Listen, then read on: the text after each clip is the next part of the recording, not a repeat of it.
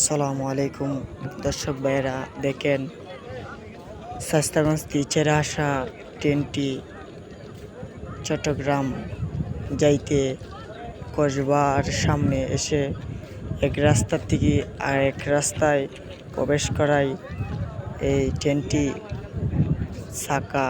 সামনের চাকা দুইটি রাস্তার বাড়িতে নিয়ে গেছে। ঠিক আছে, এই যে দেখেন কতগুলা মানুষ, কতগুলা মানুষ, দেখেন কতগুলো মানুষ দাঁড়িয়ে রয়েছে, বসে রয়েছে, কি করবে, কিছু করার নাই। দেখেন আল্লাহ বাঁচাইছে।